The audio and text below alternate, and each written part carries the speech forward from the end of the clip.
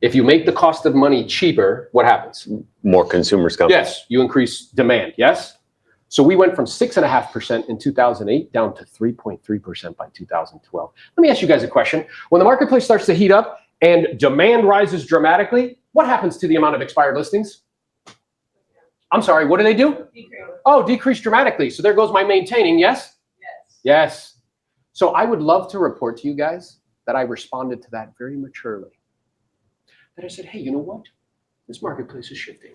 I think I need to pivot and start doing something different. That is not what I did. Instead, what I did is I threw a little temper tantrum. And for 90 days, I'm banging my head against the wall. Yes? Why? Money has an addictive quality, and because of it, we get addicted to the way that we receive it. So because you made money this way before, guess what? You need another hit. I'm just going to keep going right back to the same thing. Yes? So for 90 days, what I did is I just said, oh, I got to prospect more. I got to talk to more expires. Yeah? You know what I realized? There wasn't enough leads there for me to keep growing. Anybody notice over the last 2 years that there haven't been enough leads in your previous lead sources to keep growing?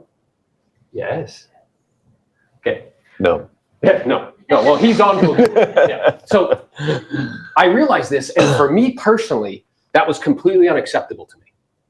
Okay. How many people besides me have ever got themselves to a place, either personally or professionally, maybe in like a relationship, in a personal context, where you said, this, whatever this is no longer acceptable to me. And I don't know what the way is, but I'm gonna either find the way or make the way. You know about that, Betty, don't you?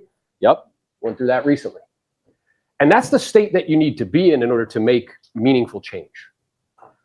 So I didn't know what the way was, though, because the only thing I knew was expireds.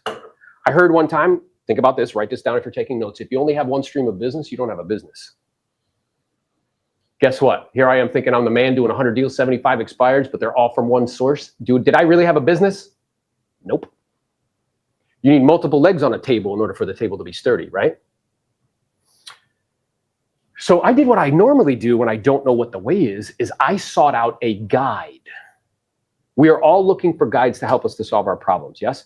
Financial problems, health problems, relationship problems, and money problems. So I sought out a guide.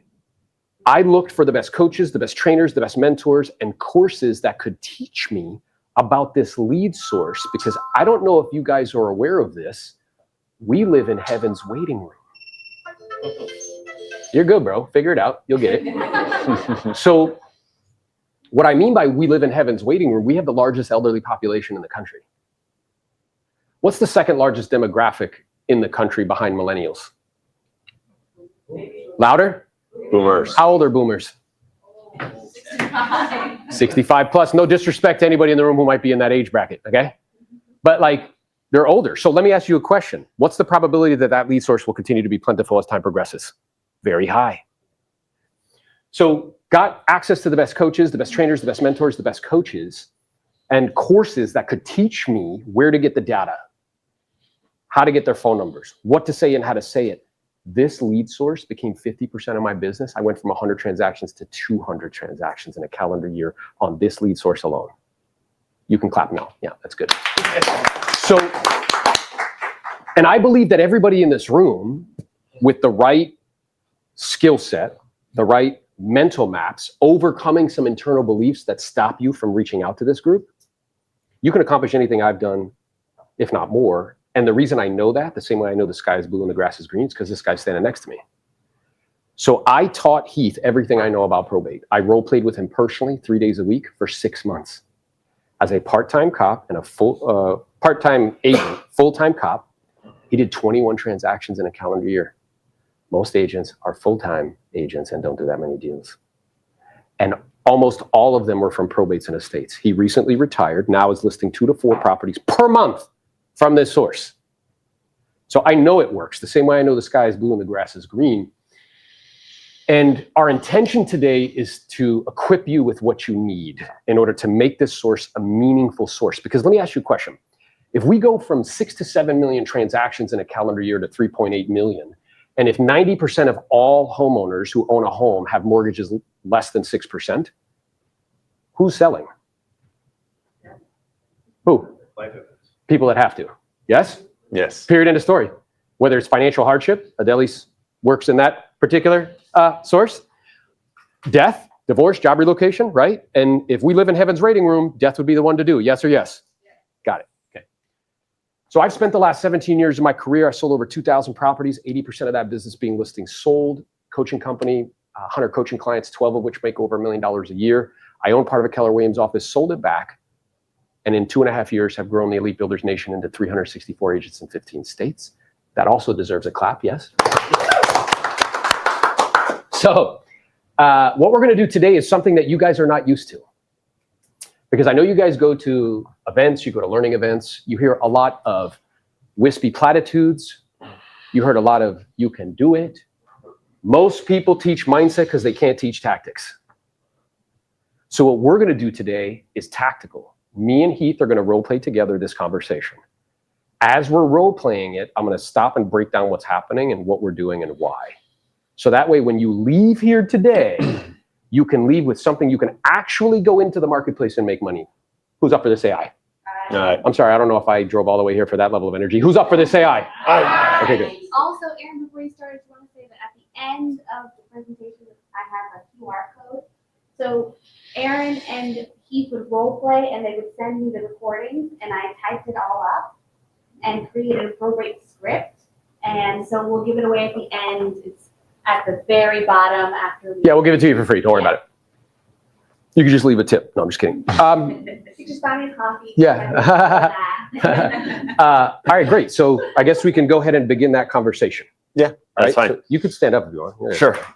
So what we're going to do is from start to finish role play the beginning of the conversation to setting the appointment. Now, I first want to address before we have this conversation an internal belief that ends up stopping people from calling this group.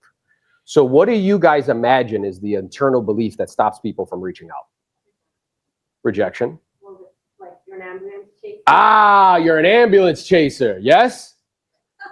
Yeah, 100%. Why would I call these people? Somebody just died. That's terrible. Yeah? Okay, so go ahead. I was going to say it's mindset. Like he's saying, it's an internal belief. Like I battled with this for a long time. Because I struggled with it. Yeah, which was funny because despite the fact that he would bust down doors like this with like an AK-47, he would call me and be like, I don't know, bro. I don't know if we should call these people. Like, what are you talking about? Why are you scared here, but you're not scared there, right? So it's an internal belief. Now, what I can tell you from calling thousands of these individuals and listing hundreds of these properties is will there be 1 out of 1,000 that says they're mad? Yes. Okay. It's life. Let me ask you a question. When you call expireds, are they mad sometimes? When you call FSBOs, do they get pissed off and call you names your mom didn't give you? Of course. So this is no different. Yes? 100%. Now, what I've also found is that the ones who, recognize that you're reaching out with the intention to be of service, and that has to be with the approach, are extremely appreciative. Because more often than not, they don't live here, right? Because mom and dad came to retire down in South Florida. And it's a very difficult time, right? From an emotional perspective. And number two, it's very overwhelming because there's a whole house full of contents and there's all of these practical components that they need to take care of, right? So really, whoever can solve the most problems and add the most value, they win, right? Everybody's so focused on getting the listing. Anybody can list the property, truthfully. They have a real estate license. But if I can help you with the contents, if I can get them shipped back to your sister in Arizona, if I can help you to get it cleared out, right? If I can help you to order a dumpster and get rid of all the junk on the inside, if I can arrange for it to be prepared for sale in terms of painting and flooring, and I have an assistant who oversees that process for them, am I adding tremendous amounts of value? Who are they going to list with? Me. Does that make sense?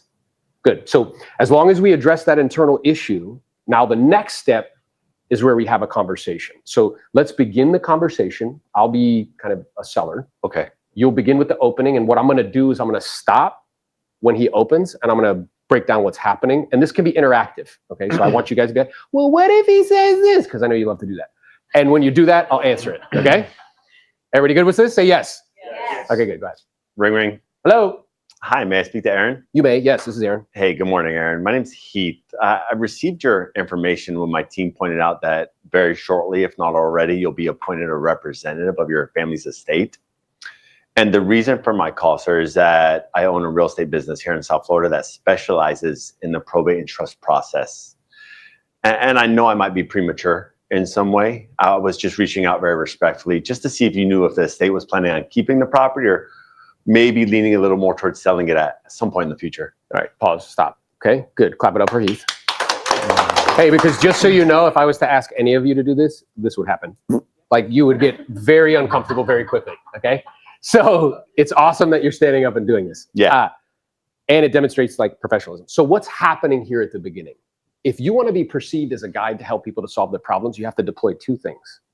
Who wants to tell me what they are? Empathy is the first. Yes? What do we want to lead with? Don't you know who I am? I'm the #1 agent in my office that has one person. Yes? That's what we want to lead with. But instead, we should be leading with empathy. How did he lead with empathy in that opening? Yes, this requires you pay attention and speak back to me. How did he lead with empathy? Too soon. I may be premature. I may be a little premature in some way. I was calling very with regards to the real property. Empathy, yes? I have to lead with empathy. What's the second thing I have to deploy in order to be perceived as a guide? Value, I hear. What else? Some sort of specialized knowledge. Competency. Yes? I have to demonstrate that I know what I'm doing. How did he do that? What did he say? Specialized. I own a company. Yes? Do all you guys own your own real estate business? Yes. You don't think about it that way because you don't present it that way. You're like, I work for A, B, C, Y, Z, Y, X. No, you don't. You work for yourself. Yes? Because just so you know, in other models, like in that model, if they sold their business, you would get nothing. So you don't work for them. Yeah? Can I explain why I say that? Because a lot of people, when they call, they're like, hey, I'm Heath, real estate agent, right? Right away, so you say that, it triggers in their mind, they want to sell. You're right. We're not selling. But if you own a real estate business, you own a company, we have different options. We can do cash offers. We can help you lease. We can help you sell it down the road. So that you're not just tied into one thing. Now you can help them with multifaceted approach. Yeah, love that. So we're deploying both of those things right out of the gate, right? Not like, hey, I heard Grandpa Jim died. Do you want to sell the house? That's pretty lame, right? You probably hang up on that person. Yeah. Instead, empathy and competency. Continue. Yeah. Oh, so you say that to me and I'm like, well, yeah, I don't know what we're going to do next, but I appreciate you calling. Yeah. And again, I understand that it's definitely early in the process. And, you know, the reason for my call is I've helped a lot of families kind of navigate this process. And what I found out is that sometimes, you know, going into it and having these conversations that are forthcoming, it can be useful for them to have a clear, realistic picture and value. So in other words, and I know it's an if right now because that decision hasn't been made, but if you were to sell, what realistically in the current market and in its current condition could you guys expect to receive as far as proceeds, as well as the max amount that it could sell for? Mm-hmm. Now, again, I know that these conversations are forthcoming. Do you think that information would be at least helpful or useful to have on hand for you and the family? Time out. So let's talk about what's happening there. So somebody says, I don't know what I'm going to do next, which is a frequent response. Yes. What are the potential responses that they can have? There's only 3. Yes, no, or maybe. I know you know, bro. Oh. So what are the potential responses? Yeah, we're going to keep it. Yeah. We're going to sell. We're not sure. Yeah? What about, I have a family member living in town. It doesn't work. Well, then I would dig. Right. And we'll get to that, right? So, well, I guess we can do it now. So if somebody says to me like, hey, we have a family member that's living in it, I appreciate that. It's not uncommon in these dynamics that there be a family member living in the house. I guess what I'm aware of is, and my intention in asking this isn't to be nosy, just to see if I can give you any more information that could be helpful or useful in some way. When a family member's living there, their desire to keep the home is oftentimes different than their financial ability to do so. So do you think that they have the financial means to actually buy you guys out, or is that not a realistic expectation? Yeah, but he can't afford it. Yeah. What's the probability that anybody in the house can afford it? Yeah, you can look at him. That was good. What's the probability that anybody in the house can afford it? See, Adelis calls these people. You know what she was doing when I said this? She was going like this. You know why? Because I coached her for a while. So I'm digging. And you could also dig a little bit more into that and say, hey, you know, if you had it your way, yes, what would you like to see happen with the property? So now you're getting, oh, I want my brother to live there. I want him, because now you're feeling them out.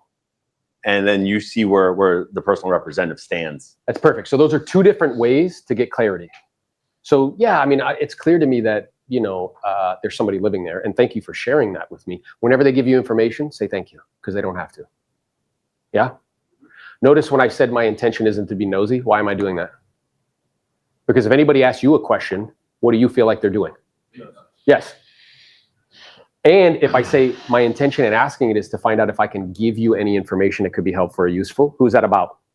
Yeah. Not me. Yeah? I'm making it clear that this is in your best interest, right? Does that answer your question? Yeah. So in that second piece, he's saying like, yeah, that's perfectly fine. My job is to help you. It's never to talk you into doing anything. Am I attached to this outcome, by the way? No. What do most agents do when they call? Oh, please, let's. Yeah? In a personal context, if somebody really wants you to do something, what is your natural response? Hey, you went like this. No. And all your guys is the same, yes? If somebody's like, oh, please, what do you like? Bro, get away from me. That's repulsive. Yeah? So by me saying, hey, whatever you decide to do, I'll support you 100%. My job's to help you. It's never to talk you into doing anything. The reason that I'm asking is because we do find that when families are having conversations with regards to what to do, that it can be very helpful or useful to get a clear, realistic picture of equity. That's a good word, right? And net bottom line, what the proceeds would be if, and I'm clear that is an if you did decide to sell. Why am I saying it that way? Why did he say if, and I'm clear that that's an if? Why? When you feel the slightest bit of pressure, what do? Even though you're a salesperson, you run away. Yeah. Most of you guys will go into a shopping establishment with the intention to buy, and somebody walks up to you and like, hey, can I help you today? What do you say? No, I'm just nope, just looking. Meanwhile, you're there to spend money, yes? So you have to understand like how our psychology works so we can apply it in a way that increases the probability someone's gonna like respond to us. Yeah? So let's say he says that to me and he's like, I'm like, yeah, I guess that could be helpful. What I'm aware of though, Heath, is that, I've been online, I've looked at some of these sites that give estimates of value. So I think we're good. saying to me. Yeah, and I definitely understand. And these sites, they do offer some kind of perspective in regard to the value.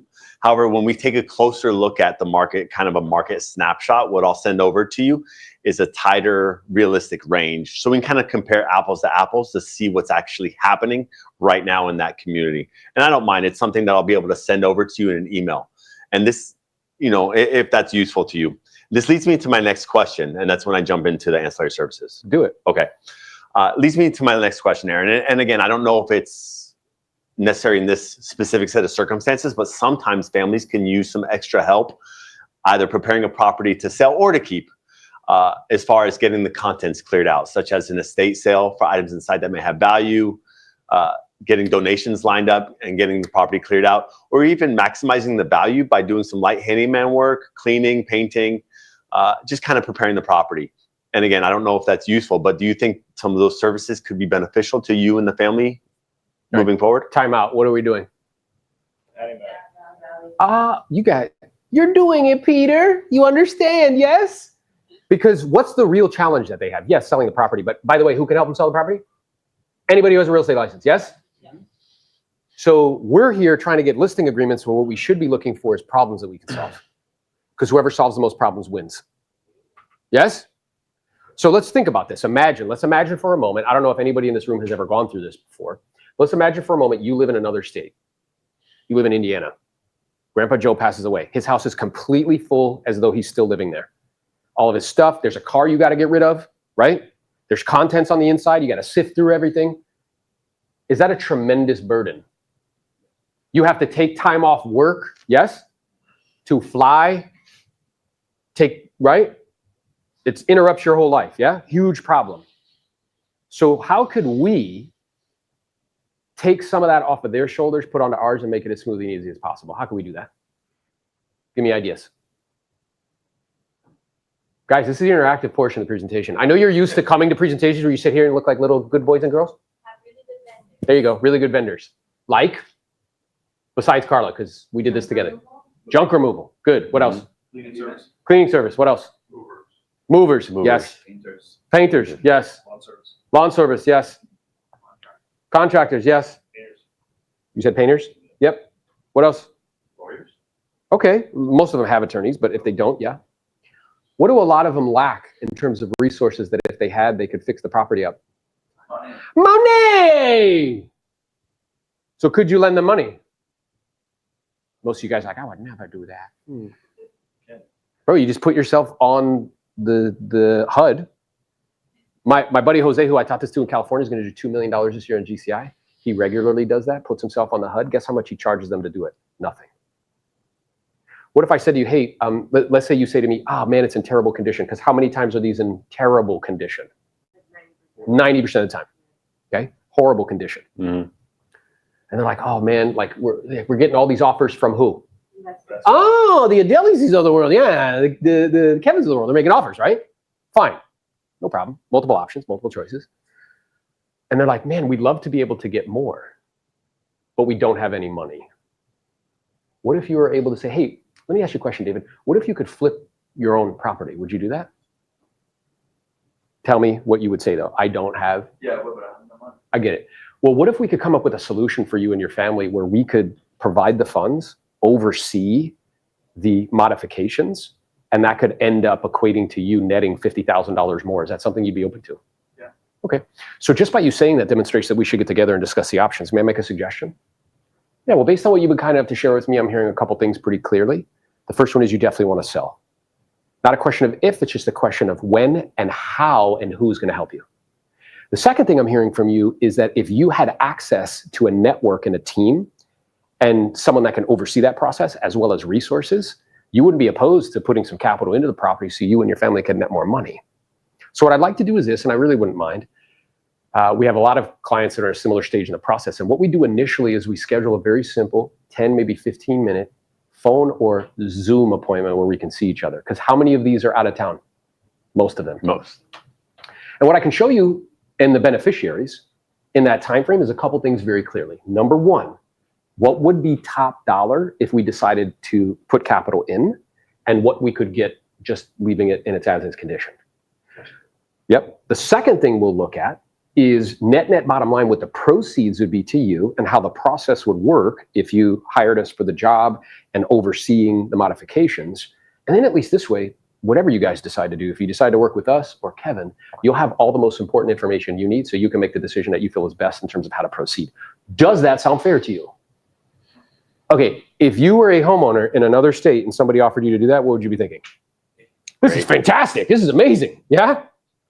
So the goal and the purpose is to solve people's problems. I believe that the agents of the future will not just understand retail. They will understand retail. They will understand novations. They will understand wholesale. They will understand creative finance. They'll understand all of that, because then you as a agent, you can provide multiple options, multiple different ways to add value other than I'm the best agent. I'm good at putting in MLS. Yes? That's a loser's game. Okay. So when it comes to the services, not to the extent of GC work, but just getting contents cleared out, donations, stuff like that, you can find companies out there that'll add themselves to the HUD as well. So if you're not, ready to put your own capital down to spend on a property to help these people, then you can contact these companies and they'll help you do the work ahead of time and then add themselves to the HUD and get paid at closing. So again, you're just helping them along, and whether it's yourself initially or a coordinator, kind of getting them, what they need and getting these people paid so they're not having to come out of pocket. Yeah, and the key, yes, go ahead. I have a technical question. We do this on the investment side, but we have a purchase agreement signed. So the money that we're putting in, there's a commitment from the seller. On like an agent side, if you don't have a purchase agreement, how are you protecting? I would have a listing agreement, and I'd put myself on the HUD like a deed, and I put like a deed in trust or something, tie it to the property. Are you doing like a promissory note? Yeah, I would do a promissory note with a deed in trust that ties it. Okay. That's exactly right. Good question. It's a technical question. Yes. Same. Yeah. So promissory note, deed in trust, you're tied. And Jose, he does this frequently, and he just asks directly because he had it happen one time where he got burned. Right. But now he's like, look, we only do this for people that are 100% committed to selling. So just so I'm clear, is there any other option other than selling? Right? So he gets that, which kind of mitigates. And then he's just very clear with regards to structurally how it works, in terms of a promissory note, deed in trust. Deed in trust is an instrument that ties the promissory note to the property, right? So you're going to get paid, like, at some point. Yeah, good question. Whether it's you or the company you use, and they'll do what the I was same going to thing. share that I think is critically important is a lot of agents, we were just having this conversation. So what happens is that you'll hear these ancillary services. You know what most agents hear? Who do they think needs to manage all that? No. Yes. No. That is the wrong thinking. Instead, as and me and Heath has had this conversation before. He'll be talking to me. He's like, "Yeah, dude, I'm going to do this." I said, "What'd you say to me?" He's like, "Yeah, I'm just like helping out. No, what'd you say to me?" Don't do that again. Yeah. You need to get people around you. So these vendors, they really want business, and they're happy to be the one that engages with the client, and you become an overseer of that. Yes, and then you just connect them in terms of payment. What I did, which Heath will probably evolve to, is we had somebody on our team, her name is Melissa, where she was our project manager. So the way I would pitch this is I'd be like, well, I'm curious, Adelis, if we, I have an assistant, a personal assistant, and which makes her your personal assistant. And what can happen if you're open to it is that she can oversee the process of getting contents donated to local charities, where she, gives them access. We send you the form for donations. And then when we go through the process of modifying, kitchens or flooring or whatever, she gets quotes and reports it back to you. Nothing happens until you give the green light, and then we just connect you with payment. I'm wondering, would that be helpful or useful to you, being that you're in Kansas? And they're like, yeah, that's amazing. You know what they would often ask me? Does this cost more money? Yes? Does this cost money? Nope. This is my way of adding value, taking as much off of your shoulders, putting it onto ours, and making it smooth and easy as possible. Does that make sense? Yeah, because what is everybody else trying to do? Charging for everything. Yeah? So we're at the segment in the conversation where you're like, hey, would this be valuable to you? I'm like, yeah, you know what? That might be valuable. We're not sure what we're going to do next with regards to the contents. Yeah, and that's where he already closed. But that's where you go into the phone or Zoom appointment. So look, Aaron, I definitely agree that, I can definitely send this information over to you. What we do initially, because I have a lot of clients in similar set of circumstances, I know you're out of the area, we just schedule a very brief, 15, 20 minute, no obligation whatsoever, phone or Zoom appointment. This way we can see each other, and I'll be able to do a couple of things pretty clear. I'll be able to share my screen with you so we can go over, as far as what we talked about, the market analysis, and kind of look at that snapshot together and kind of get a clear, realistic picture of value. And I can also go over some of the ancillary services that you think will be helpful or beneficial to you. And at least this way, then you'll have all this information at your disposal to make a decision that you feel is best for you and the family as far as how to proceed. Does that sound fair? Hey, notice how he sounds just like me. Yeah? So what most of us do, right, is we all think we over-entrepreneur things, yes? Anybody besides me ever be like, well, that's good, but I'm going to figure it out my way? How long have you gone through those iterations? Right? Like, too long. So, I think I know better. Yes. Well, here's what's interesting. He's basically verbatim with small little changes, but the framework is the same. And you're listing how many properties per month in this source? 2 to 4. 2 to 4 every single month. So why? Like, if Martin Scorsese gave you a script, would you be like, nah, I think I'm going to rewrite it? Yes. Yeah. Good question. So there's 2 different places where you can get data. First place you can get data is from these third-party vendors. I'll give you pros and cons. The pros of third-party vendors is it's easy. You pay them money and you get an Excel spreadsheet. That's it. The cons, which outweigh the pros, you only get it once a month. You know what the problem with that is? Adelis has had it for longer than you, and she's been beating it up. Okay? She's like, yeah. You'll call and be like, I just spoke to somebody named Adeli. Yep. Are you guys together? Right? So, because she prospects. So, it's like calling old expireds, and data is important. You want it to be fresh, and I want it to be now. The second thing that's problematic about it is oftentimes they don't give you all of the data. So they don't give you beneficiaries, right? They only give you like the person in charge, like personal representative. The problem with that is do you know how many properties I've listed where I couldn't get a hold of a personal representative? I talked to a beneficiary, they give me the personal representative's phone number, and then we do business. Yeah? The third problem with that is that their phone numbers aren't the best sometimes. Yeah? So those are the cons. Pros is it's easy. You'll get it fast. It'll just show up in your inbox. Another way to get the data is to go to the courthouse. The issue with the courthouse is that it takes time. No. Some of them do. It depends on the county.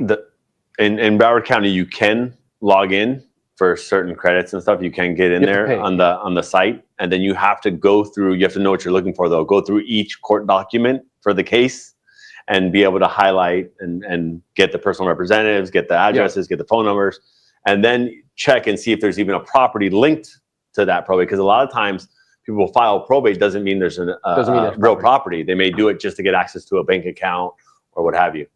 So good point. And when you're there, you know who's going to be sitting there gathering data too? Investors. Because they've known about this source for a long time. They'll be there with their laptop, like gathering data, right? So I chose to do the courthouse for the reasons I just described. One, I get the information now. I would send somebody once a week to 3 different courthouses, Miami-Dade and Palm Beach County. The second is you get all of the beneficiaries, and then we would use a separate third party to get phone numbers. The issue with that, it's forewarned. The issue with forewarned is that it doesn't do batch. You have to do one at a time. So what I would do is I would pay per lead, independent of whether or not there was real property or not. So $2 per lead. You take all of that data now, and you put it into a CRM, okay? And then when it's in the CRM, you and anybody else on your team can start to reach out.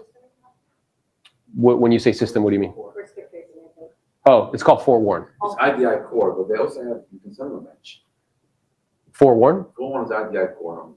Okay, They have batch, they're selling 175 on the website. okay. Separate that you can pay and do batch. You can also upload a batch on 30 something. So it's not bad. Okay, so that's how you get the data. Good question. Any other questions, comments, concerns, observations, hallucinations? All right, so let's get into objections. So what do you perceive? Anybody who's called these or anybody in your mind, what do you think are some of the objections that pop up? I want to keep it. I want to keep it. Okay, so let's say somebody says to you, I want to keep it. That's okay. My job is to help you. It's never to. She knows. My cousin is a realtor.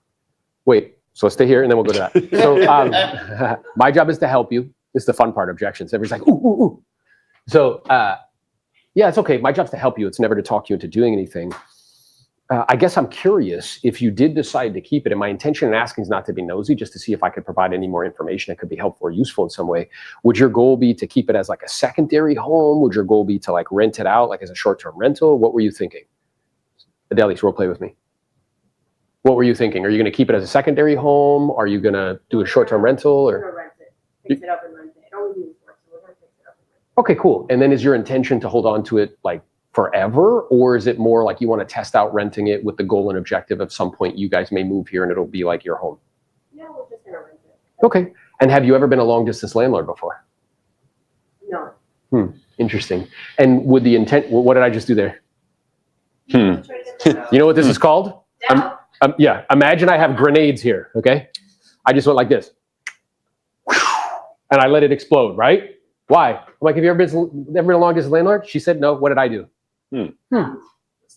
No, I went, interesting. That caused her to be like, why is that interesting? Like, I don't know, right? Yeah, so, and would your intention be to maybe like have a project manager or like a, like a property manager oversee the property, or were you going to try to do that long distance? No, I mean, I was just gonna try to do it myself long distance. Interesting. And I see that there's other beneficiaries here involved. Like, would they be involved in that process, or would like you basically take the whole reins and do it yourself? Yeah, I mean, they want to be part of it. I'm trying to keep it for myself, but I have to figure out with them what to do. I see. I know that can be challenging, and particularly if the goal and objective is to maintain familial harmony. I'm curious, like in terms of renting this out, if you could see realistically if you did decide to rent it out, because what's going to happen, I don't know if you're aware of this, and again, this isn't to persuade you either way. Did you know that the taxes are going to go up dramatically when you rent it? No, I didn't know that. Yeah, because it's no longer a homesteaded property. Now it's a secondary home, so they'll probably triple. So I can see here your family member was paying like $5,000. They'll probably be like $12,000. Did you know that? No. Yeah. What also happens when it gets rented out is that the insurance goes up dramatically because it's not a primary residence. Did you know that? No, I didn't know that. Huh. So, and what were you thinking you could get for rent? Like 5,000. Okay. And if for some reason that number was more like, I don't know, like 3,500 or something, would that perhaps change what you were thinking? Well, I'd have to figure out because we have to split it we do keep it between like 3 people, so there's not a lot of money there. Then at that point, it may actually not be worth taking the time, the energy, and effort and try to maintain it and stuff. So with all that being said, may I make a suggestion? Yeah. Well, based on what you've been kind enough to share with me, I'm hearing a couple things pretty clearly. The first one is, you know, you're kind of leaning towards keeping the property, which is perfectly fine. Because as I mentioned, my job is to help. It's never to. Everybody in unison. My job is to help. It's never to. Talking and doing anything. Pound that into your brain, okay? At the same time, what I'm also hearing from you is that the more information that you can gather with regards to what the numbers would look like, how the taxes would change, how the insurance would change, and what you could actually get for rent, you can make an executive decision and share with your siblings so you guys can decide as a family what makes most sense, if it actually is practical to keep it. Because if the cash flow isn't enough, you may want to reconsider. So what I'd like to do is this. I have a lot of clients in a similar stage in the process. And what we do initially is we schedule a very simple, no obligation whatsoever. Why do I say that? People ask, do I have to do anything? No obligation whatsoever, 10, 15-minute phone or Zoom appointment where we can see each other. And what I'll show you, Deli, are those two things. Number one, what the numbers look like if you rent. Number two, what the cash flow would be. So that way, this way, you guys have all of the information you need, whether you decide to keep it or rent it or sell it. And you can make the decision that you feel is best for you and your family. Does that sound fair to you? Yes. Yes? What would most of you guys do when she says she wants to keep it? Okay, bye-bye. Yes? I would. And then you wonder why. You're like, how does he list 100 homes a year? Not by accident. I would have dug also, and just from because I listened to you and I heard that you said I'd like to keep it. I want to run this myself. My family wants to be involved, but I want to do this for myself. And I would be, yeah, you know, thank you for sharing that with me. I'm, you know, I hear what you want to do with the property, and I'm just curious: is everyone on the same page? Because now you may say, no, I want to keep it for myself, and I want a rental, and I want to keep it residual income. But my brother doesn't want to. He wants me to sell it. So now, Yep, you can have that conversation. Well, do you have the ability to buy it out? that's right. You know, and keep the property for yourself. And she'll probably be like, no. You know, do you even know what that looks like in terms of price, you know, for the property? Yeah, So because now you're sometimes, you know, adding more. family members want like the family discount. I'm imagining you want to make sure that you get top value, correct? Yeah. All right, so then would it be helpful or useful for you to get a clear, realistic picture of equity? Because price is a snapshot in time. These online sites give you estimates of value, but they could be plus or minus like 10% in this geographic area. So if you could see clearly what that is, would that help you as you have conversations with your family to determine if you guys will work it out monetarily? Yeah. Yes. You see? Mhm. So a great sales presentation involves what? How many? An endless amount. You know what most of you guys do? Oh my God, you have a puppy, I have a puppy, we should be friends. Yes? Oh my God, you look at me on Instagram with my one sale. It's immature at best. You know you're in the presence of a great salesperson when they consistently and perpetually do what?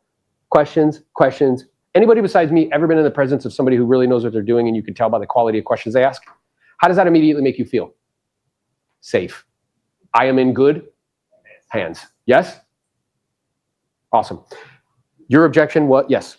Wait, there's here, then here. So your objection was my cousin's a real estate agent? Yeah, I get that.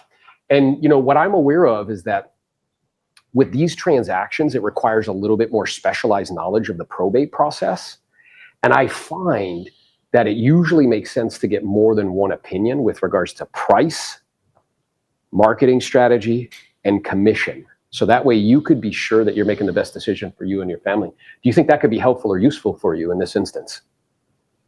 Yeah, I have seen people that like, it could be their favorite cousin. And when you say price, strategy, and commission, they're like, well, we're not that close. Yeah? Because what are we talking about now? Money, right? So I would lean on, it's a specialized kind of knowledge. It's a little bit different than just selling a property. And because of that specialized knowledge, we can actually end up saving you a lot of time and money. So it usually makes sense to get more than one opinion. Anything you want to add to that? Just, I would handle it the same way you guys handle that same objection with for sale by owners or expireds also, you know, when their family member's an agent, you know, bring up the comparisons and the second opinion. Ultimately, it's a business decision, and just handle that from there and find out even about that agent. You know, you can ask, hey, it's not very rare that we do come across someone that doesn't have some family member or friend who's an agent. I'm curious, is your cousin a full-time agent in the area, or they're just doing it part-time? You know, dig a little bit more also. Find out what they're doing. You go, oh, he sells a home a year. You know, ask me to do this for him. That's great. Good. And I'll give you guys like my feedback because I closed with Aaron for a long time. The last 5 listings that I've done, we do the cash listing approach, have been, oh, I met with someone else already. So never let that discourage you. Obviously, if it's like a realtor that they love, they'll tell you like, no, this is my best friend, I would never list with anyone. But if you go and you do a nice presentation and you do a nice, you lock it in. There was one where like they had the listing agreement there. Like obviously I know to like not leave.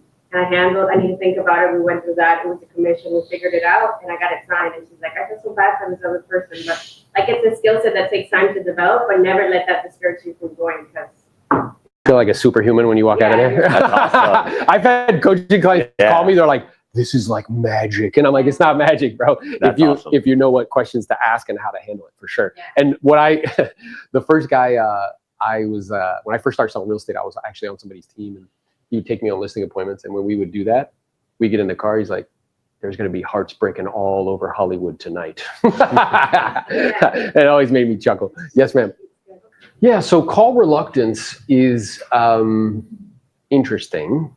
I think you mentioned you took you like a couple months. Yeah, so It took him probably about a year. with to be this like, lead source specifically, it took me longer because I felt like I was being intrusive into someone's personal life, being the fact that someone just passed away. But then I switched my mindset, and every time I dial that phone is, I'm here to help you. Like I'm calling to provide you a service and assistance. And whether you take advantage of that, great. But if not, I'll find someone else that's open to, you know, that same service and that same assistance. So it's coming from a place of assistance, knowing that you're dialing and you're calling these people because you're offering to help them. You're not calling to take something from them. You're calling to give them something. So that's where that mindset is different. You want to really just be there to help them out. Yeah. I was coaching and learning about the lead source. Like I didn't have a fear of calling. Like I was calling expireds. I was calling for sell by owner still. I was doing that. This particular lead source, it was a mindset thing. It was more so just getting over that hump of being that I'm, you know, invading their privacy, and more so like I'm here to help. Like I'm here to provide you with value instead of just take. Like I'm not calling you to take your listing. I'm calling you to see how I can help you. Yeah, and I think our brains are constantly trying to make sense of reality, and the way we do it is through story, just narrative, right? We just went through an interesting election. Yes, 2 people were telling 2 different stories. Yes, it's just a narrative about reality, right? Well, when there's a gap in that story, we fill it, but we fill it with assumptions. So what I was writing down here is like, that's what's happening here. There's a gap and you fill it with assumptions. I learned this from Rene Rodriguez, by the way. He wrote a book called Amplify Your Influence. Now, the assumptions that we fill this with, are these true? Some often are assumptions. No, we just make it up. So what is the assumption that you're filling it with? I'm bothering them. Yeah. I don't do this. This is a bad time. I don't know what to say. That sounds stupid. I sound stupid. They're gonna hang up on me. All of the above. Look. So look, I'm filling this gap with an assumption. Now, as humans, we have the capacity to create narrative. That narrative can either be empowering or disempowering. Yes? Let me ask you a question. Is this narrative empowering or disempowering? Disempowering. You cower in the corner. Let me ask everybody a question. Are you made in the image of something that cowers? Okay. So then why am I behaving that way? Let me ask you a question. What would be another narrative? You just heard it. What did he say? I'm helping. I'm helping people. What else are you telling yourself? Well, you also, one thing that Wait, I'm helping. I'm adding helping, value. Adding value. What else? I'm a badass. Providing. Value. Maybe. I don't know. Go ahead. What else are you like that frame? So I'm adding value. I'm helping. What else? I'm here to give them services. I'm confident. I am here to take it off their shoulders, put onto mine, and make it as smooth as possible. Yes. Relieve stress. Now, let me ask you a question, because what you focus on is what you feel, and what you feel is your emotional home. So if I'm focused on I am bothering, I don't do this, I'll sound stupid, they're going to laugh at me, how am I going to feel? Insecure, weak, and you will not pick up the phone and do it. Yes? If instead what I'm focused on is I am helping, I am adding value, I'm here to serve, how do you feel? Yes? And empowered and on what? Purpose. Yes? Also, my own takeaway from what I heard you say it twice. You said, I'm not a cold caller. You're like labeling that action. Instead, and I heard this, I believe Lars said it, is new business development. That's what I'm doing. I'm picking up the phone and I'm performing new business development for myself. I have a business. I'm not cold calling. I'm not prospecting. This is my new business development for the next 2 hours. Yeah, and what I So- would do to help with call reluctance is I became very clear that all of my dreams and everything I wanted to accomplish was going to come through strangers. Let me ask you a question. Which group is bigger, the people you know or the people you don't? People you don't. You know what's interesting? As little people, we're taught not to talk to who? Even though they have all the money, yes? That's weird, yeah? So I tied that activity with everything I want. We had a conversation about time, yes? Well, the money allows me to buy assets, which gets me time. So I would have pictures, yes, and life. I would have pictures of my 2 children next to my phone and my wife. Yeah? So not only am I telling myself, hey, I'm here to help, I'm here to be of assistance, I'm here to be of service, I'm here to be a white hat to help them, because truthfully, oftentimes what happens is people do information arbitrage. Sellers don't know how much their home's worth. They make 100 grand, seller gets way less. Do you know how many times I listed a home where they were getting ready to sign a contract, much to other people's chagrin, and I would step in, be like, yo, you don't have to do a thing. I'd get them $50,000 more. And then the investor all of a sudden raises their offer because I get involved. I'm sure like my picture was up in their office, like, you know what I mean? But do you see what I'm saying? When I fill that gap with a different narrative, plus when I tie the activity to the outcomes that I want to produce, that helps you to overcome call reluctance. The third piece is me and him role played every day, 3 days a week for 6 months. When I coached the delis, you know what every single one of our call was? She would hop on the call and role play with me. Every single time we would talk. Hey, I was talking to somebody, they said this. Hey, how do I get a price reduction? Hey, how do I close? Hey, how do I set an appointment? How do I do this? Right? And she was kind enough. She came up to me at an event. She's like, truthfully, I got to give you your flowers because you taught me how to sell. And now people look to her and they're like, yo, you know what they're asking her? How do I say this? How do I do that? So the way that you kind of create, so when I said, how many people here speak Spanish? Okay. Confianza. What does that word mean? Confianza. What does that word mean? Confidence. Okay, but what does it actually mean? Oh, who are you trusting? No, yourself. Wow. People say to me, how can you be so confident? You know what they're really saying to me? How do you trust yourself so much? Okay. Is there something in your life that you trust yourself 100% with? Because you spend time, energy, effort, resources, like a lot of time doing it? Where if somebody asks you to do it, you're like, I got you. Okay. How did you develop that trust with yourself? Repetition. Repetition. Repetition is the mother of learning and the father of action, which makes it the architect of accomplishment. People listen to me. I haven't sold a single piece of real estate in 2 years. Does it sound like I've had these conversations thousands of times? Yes. No.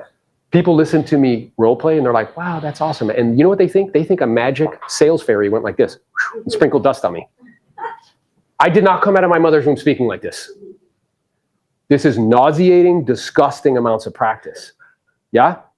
You can ask my wife. I would go into my office. There'd be nobody there. I'd be standing in my Crocs. Hi, I was calling about the home that's for sale. But she's this owner. Great. My name's Aaron. I'm local real estate. People thought I was crazy. Crazy. But then in like 2018, I was the #1 listing agent in the whole county, in our whole MLS system. So those 3 things combined: narrative, tie the activity, and then put in the time. Because now when it's time to play, that's just play. I put in the time. Does that make sense? And go ahead. before Did you add that? I called using my computer and headset, I was on my iPhone all the time, and in the beginning stages. I had a saying on here when I was calling. It was from Alex Hormozy. A lot of money sits on the other side of willing to get rejected by strangers. So a lot of money sits on the other side of willing to get rejected by strangers. So if these are strangers that you're calling, you're more than likely never going to talk to them again unless you're able to follow up, have a good conversation, set an appointment, get a listing. Other than that, you may not get a hold of them. You may not talk to them again. They don't know who you are. They have no effect on you, but you're here to provide a service. And in doing so, you're going to help solve problems and make money because of that. 100%. What I would say is you get paid in correlation with how much rejection you're willing to endure. right? And I often walk in rooms, you know what I say out loud to Carla? I wonder how many people here called me a name my mom didn't give me. I wonder how many people in this room hung up on me and don't even know it. Like, I would understand if you call your best friend, they hang up and you get like, oh, that hurt my feelings. Strangers? Who cares? Yeah? It's the same reason why you guys don't post stuff on media, because you're afraid of getting feedback that you don't like. Question here, then here, yeah. With, no, like when you said, like, you don't like what you just said about not knowing who you're calling. Do you wait a day and then call back? Like, say if you just, If they don't answer, or no. Like, just to say you screwed it, like in the beginning, I'm sure a lot of what, you're gonna screw it up in the beginning. And then would you wait a day, 2 days, and then try to call back again? you mean like if the conversation didn't go well? Yeah. And Or you just. You verbally vomit and then they like, yeah, then if you know if we didn't have a good conversation and it didn't end well, they're like, oh no thanks, and hang up. I'll definitely set a follow-up plan. Like if I talked to them, if I was able to gain some sort of information from them during that conversation, I'm gonna set up a follow-up and call again, whether it's 3 days, 4 days, whatever it is. I'm gonna have a follow-up with them. If I was able to at least grab their email at minimum, I'm gonna send them a quick introduction email with a BombBomb video introducing myself to them so they can kind of see me through video. And again, it may take me 1 or 2 times to actually record that personalized video, but at least I get that off to them clean and they're able to understand everything. And then I'll touch base with them after I send that. BombBomb video is a nice touch, so they can see you. Yeah. Do you prefer, has anybody used Zoom? Yeah. Do you think? Yeah, the reason why I think BombBomb's, I don't know if Loom integrates with Follow Up Boss. The reason why BombBomb's dope is because it integrates in Follow Up Boss. You don't have to go anywhere. So like, let's say you're on the prospect in Follow Up Boss. Yeah. You literally click the bomb, the video shows up, you shoot the video, it's gone. Mhm. Versus like, wait a minute, I gotta go over, right? Yeah, you gotta copy the link. So if it Yeah. integrates, I would say yes. If not, then just use BombBomb. Yeah. What does your calling look like these days? Like, are you time blocking? Are you calling yourself? Like, what does that look like? Yeah, so I definitely fit it in during the day. I'll usually do mid-morning calling, and then I take a quick break for lunch, and then I do afternoon calling as well, or even evening. How many hours a day? I 2 hours minimum. Minimum is devoted to my new business development Daily. and daily. And even on like Saturdays, if I'm not calling and I'm just, sitting in the car at my son's baseball practice or something, I'll start sending out texts, and it'll just be text to my follow-up boss. So now they're still getting in front of them. Email, text, call, it's all, and I look at it like, like you said, it's all a way to create business, because I feel, and I'm competitive just like he is. I feel like if I'm not doing something, I'm doing myself a disservice, right? And then I'm doing them a disservice because I'm not able to help people, and I'm not reaching them, and in turn, someone may be calling them, and someone else. So it's really about just getting a schedule that works for you.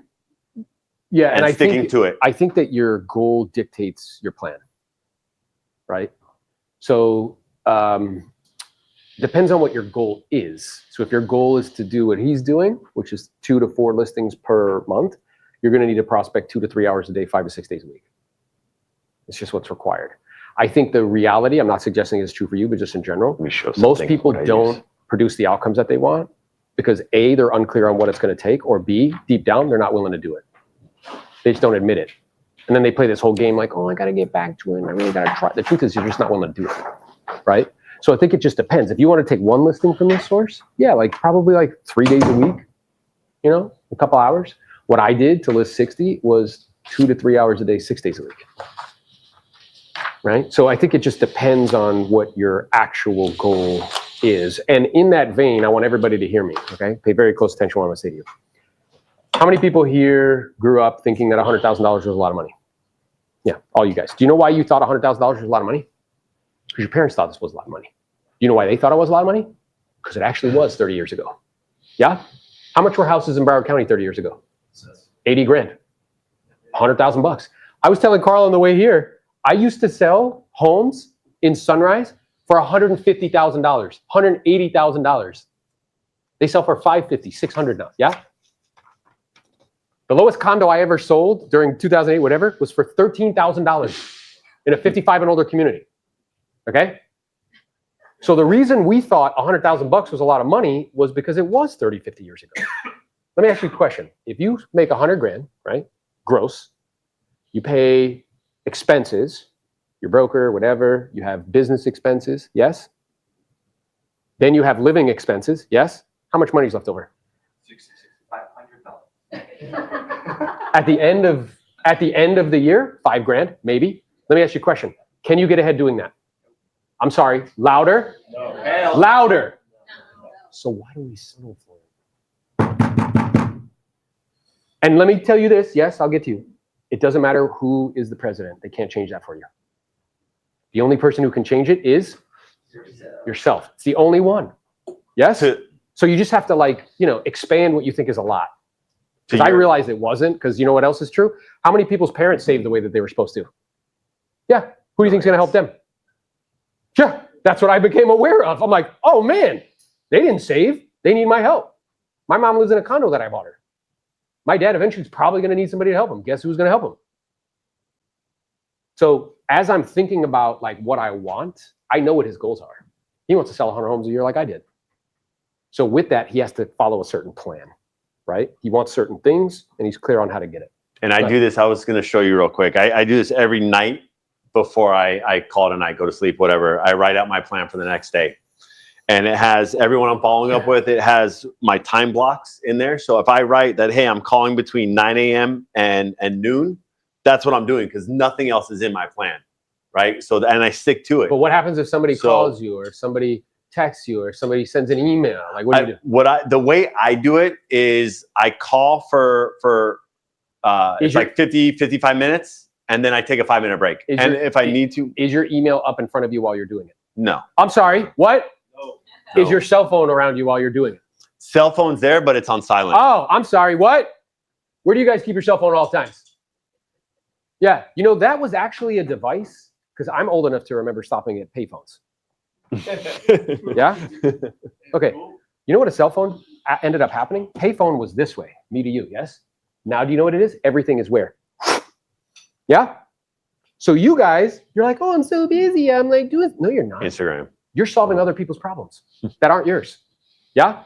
So it's distractions. So his email's not open and his cell phone is away from him. Do you know how you guys run your business mostly? Whack-a-mole. You're like, oh, I'm going to make calls. Yeah, I'm going to do it. Today's my day. New year, new me. # thriving, blessed. You call through follow-up. Right? Then what ends up happening, you get one email. Yeah?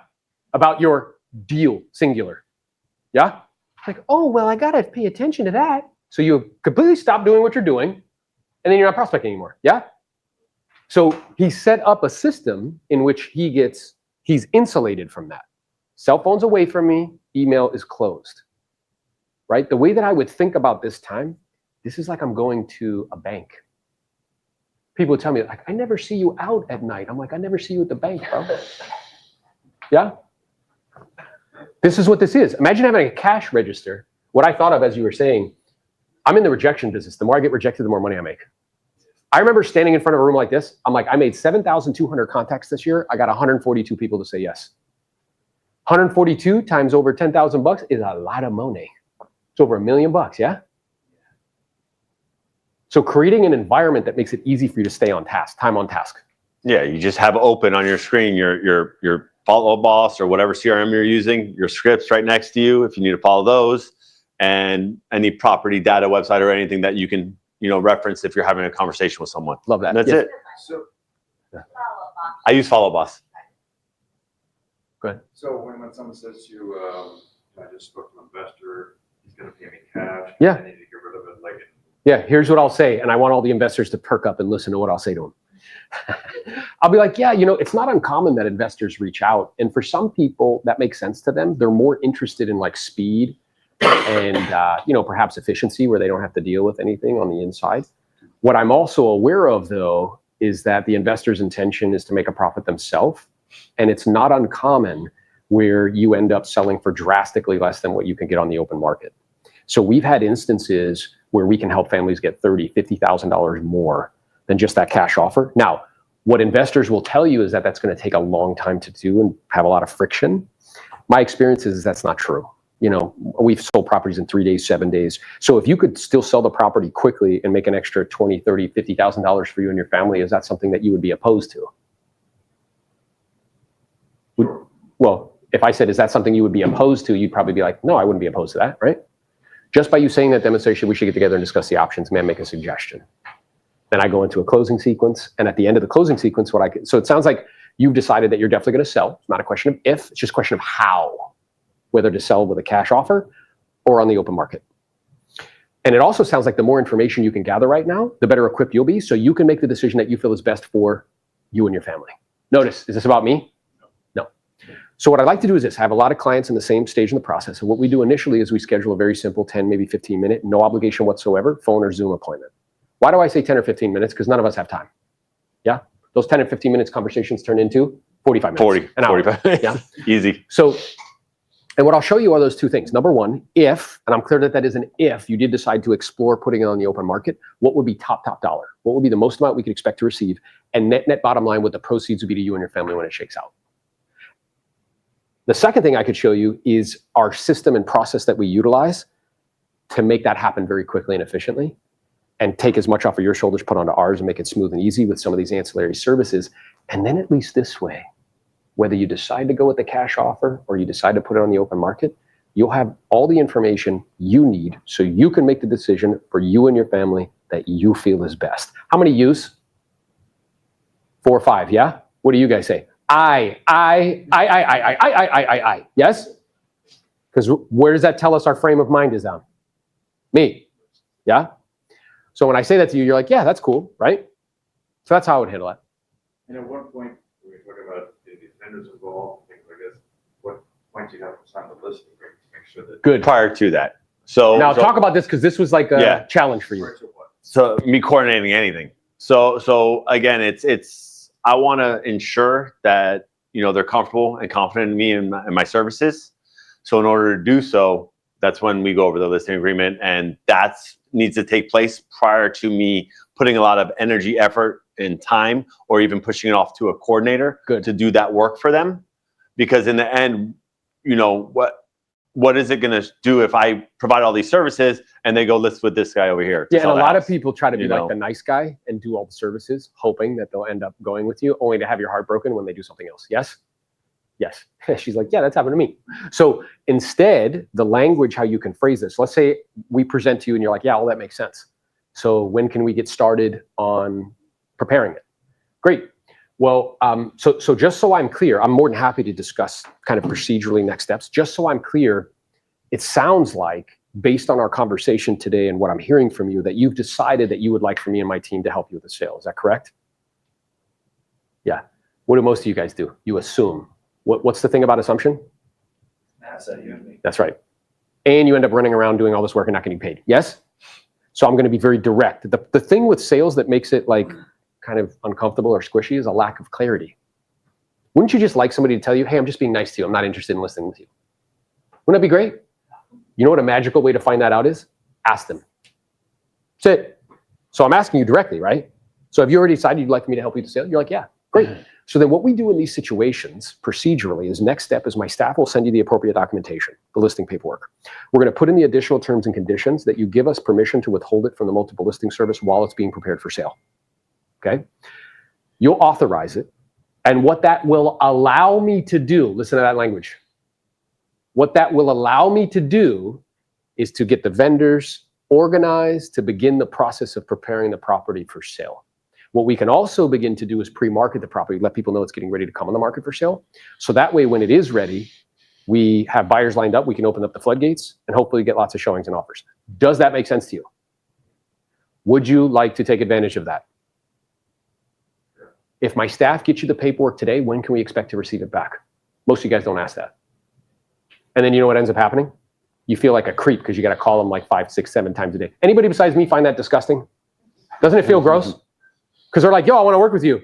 And then you leave it wide open. And then you feel like a stage 5 clinger, like that person that wants to date you and keeps texting you like a million times. You're like, bro, right? That's what ends up happening. But it's because of a lack of clarity. If I send this to you today, when can we expect to receive it back? Why is that so powerful? Tell me. Timeline. Locks them in. And if they tell me in 2 days, if they don't send it in 2 days, what does that give me permission to do? Follow up. And people don't like to go against what they've said.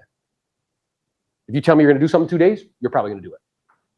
that make sense? So it's not uncommon when I was heavily in production, I would have 10 listing agreements signed, waiting to come on the market. Right, Carla?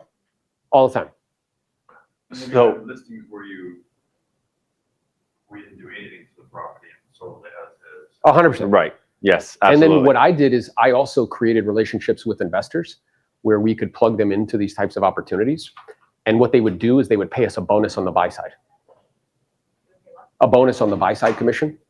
Yeah, they pay like $5,000, $10,000. They're happy to do it. So not only would you get whatever percentage you agreed on with the seller, but you'd also get that buy side. So you could take, so you could take a little, $250,000, $300,000 house. It ends up being like a $25,000 commission. Just as cool as selling those high price homes. Yeah.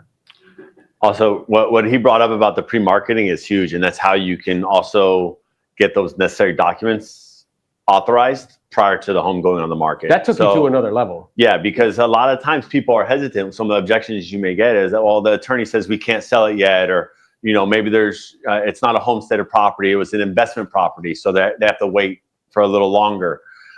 There's no need for you to say, oh, okay, I'll call you back in 2 months. No, because there's someone that's going to call, like myself or Aaron, who's going to say, well, look, there's other strategies that we can do while this time is progressing. So right? Did you hear what he just said, which is so good? So you'll call and they'll be like, yeah, call me back in a couple months. And what will you say? Okay. Yeah. And then you know what you tell your friends? Oh, I got this great lead. Oh, yeah. They're going to list with me. Yeah. I'm going to make like $15,000. Yep. It's mine. It's mine, I tell you. And then me and Heath call. Yeah. We do the pre-listing thing. We get the listing agreement signed. You call back in 2 months. And what do they tell you? I already signed an agreement. And you're like, sold it. you're like, oh, but I thought we were besties. Yes?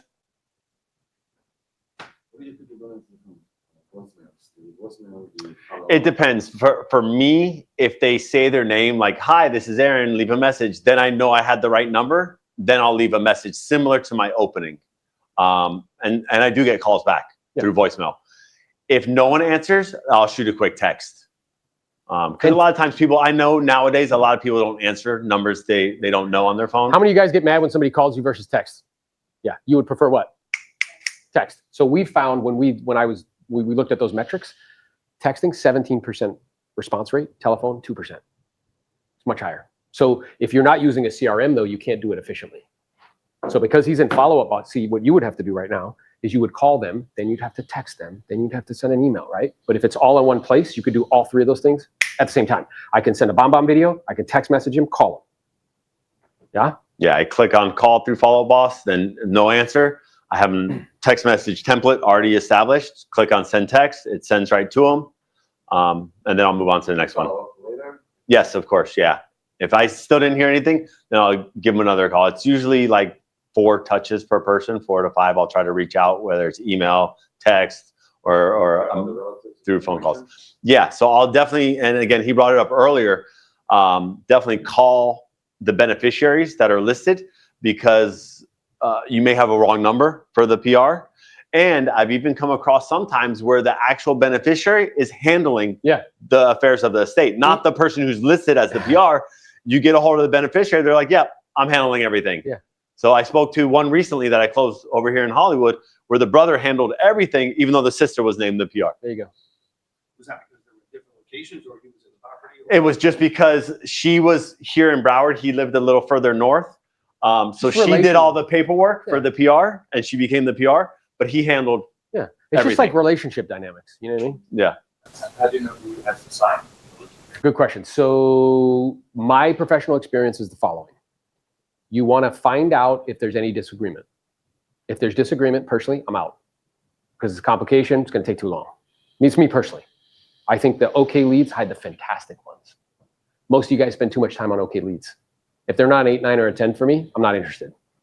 Okay? So the first thing I would ask is like, well, I'm curious. I've only spoken to you. You seem to be kind of in the vein of selling. I see here there's other beneficiaries, your sister, Susie, your brother, John, which also, if I have that information, when I say your sister and your brother's name, what happens? What do you feel? Well, not only that, like, you know them. How do you know them? Yeah? Yeah. So your sister, Susie, your brother, John, like, is there any disagreement with regards to selling or is everybody on the same page? Yes? More often than not, they'll be on the same page. I say probably 50% of the time. If there's disagreement, there's fighting, like whatever, usually I'm not interested. But if they're like, yeah, we're all on the same page. Okay, great. And it looks like here, this was a homesteaded property for your family member, meaning it was their primary residence at the time of passing. Is that correct? Yes. Okay, so my professional experience is provided that 3 criteria are met. Number 1, it's homesteaded. Number 2, it's passing to linear heirs. Think linear like a line, right? That's a fancy word for direct descendants like siblings or children. And number 3, there's no fighting or disagreement. And that's what I'm hearing from you. So provided that that's what's true, the personal representative can authorize listing paperwork. It's fine. They just sign as PR. They put their initials, PR, signature, personal representative of the Smith estate, whatever, right? I'm not an attorney. I'm just sharing with you in practice what we do. Now, when it comes time for closing, if it's a homesteaded property, what's really happening is you have multiple owners. Yeah? Each one of those people, let's say you and your 2 siblings, each sibling owns a portion of the property, like 33%. So at closing, they need to sign a deed, right? Transferring their ownership. So when it comes to closing, let the title make sure they get everybody's signatures. But listing paperwork, it's fine. Like just have the personal representative and PR. But at the same time, during your Zoom call and appointment with them, ensure you have everyone there. So you can answer all their questions. Recently, didn't you? Answer all their questions. And at the same time, because I've what ended up happening? Done it in the practice. Still haven't heard back from that lady. So you can make sure everyone's on the same page, because you don't want one relative saying, yes, we're all on the same page, everyone's going to sell. And then you're like, great, let's go. You get the house listed, it's under contract. Next thing you know, brother's like, I'm not selling. I don't want to sell the property. I don't know why she said I wanted to. Now you have a mess on your hands. So, ensure that they're either all on the appointment together, or I know that sometimes schedules are conflicting. Get on the phone with that other relative, or set a separate Zoom appointment with that other relative just to cover everything and answer any questions that they may have.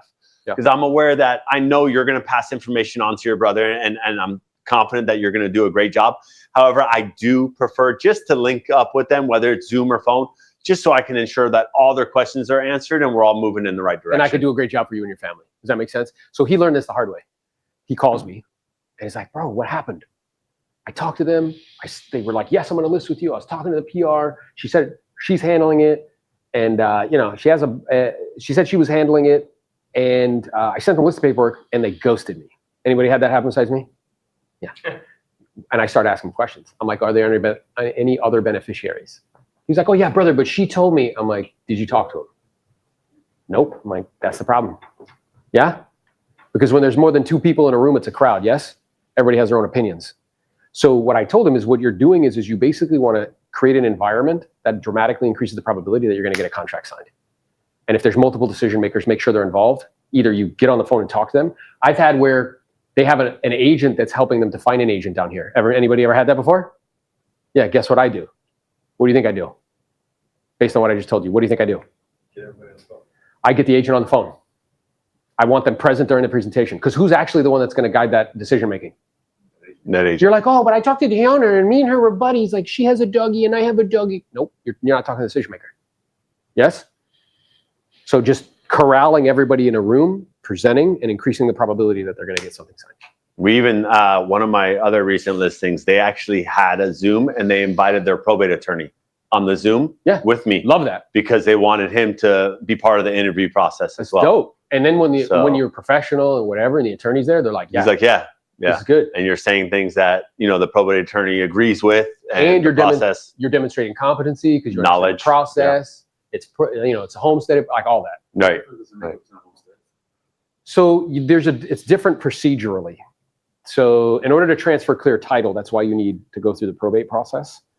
So if it's not a homesteaded property, you need to get an order to list the real property and an order to sell it. You can do that, right? So that's the main difference. If it's a homesteaded property and it's passing to linear heirs, technically it passes outside of probate. That's my professional experience. If it's not linear heirs. Well, if it's not linear, what happens is it goes, if there are no linear heirs, so Grandpa Joe, Grandpa Joe didn't have any, or, children, then it goes up. Did he have any brothers or sisters? Yeah. So that's how it functions.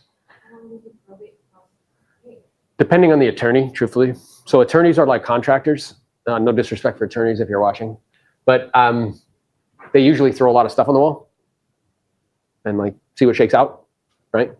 Most of them don't want to go to the courthouse because it takes some time and they have to charge people money for it. But what I found is if you pay them $500 to go, it could save like 3 months. So you work with an awesome attorney who's very quick and efficient. I did as well. With a really good attorney, and if it's homesteaded and there's no fighting or anything, it could take like 30 days. For other attorneys who just throw stuff on the wall, it might take 6 months. Yeah, Would you and agree with then it extends. You know, there's different circumstances. So if there is someone, like you said, contesting the estate, or someone's contesting even the PR, which I've talked to people before, it can be definitely a drawn out process where you can just kind of follow up every once in a while, just see how that court process is going. But more so if it's a very simple administration, maybe a summary administration, it's going to go by pretty quick. And then these attorneys, they're pretty helpful when you're working for the client, working for the seller, and you try to reach out to either the paralegal or even just sending them an email back and forth. They're pretty compliant and helpful in sending some of the information that's needed. This makes sense? Letting you know a time frame also. Yeah, and again, I would just make a decision and be cautious about chasing like problems. Meaning like fighting or disagreement or litigation. They usually, or if like they can't find one of the siblings, I've had that. You have to hire a personal investigator to track them down. You got to prove that you try to find them, and then it has to go something called a partition, where they sell the property, put the funds in an account to try to find them. It's like a long, drawn out thing. I'm working with a client now that's doing a partition. Yeah. You know, there's 3 family members that want to sell the property, a beautiful home in West Boca. One doesn't. One doesn't. So they're in the process now of filing a partition. And again, I'm not constantly dumping a lot of effort and energy into this person, but I'm helping like when I can. Like, here's a market update, here's a quick email, here I am when you're ready, hope all is going well. Here's an attorney referral, just to get them going the right direction. Yeah, but it's not like you're like hyper focused on it. Correct. Yeah. So at that stage, you don't have a listing No, waiting to no. get it where it's all figured out and then. Correct.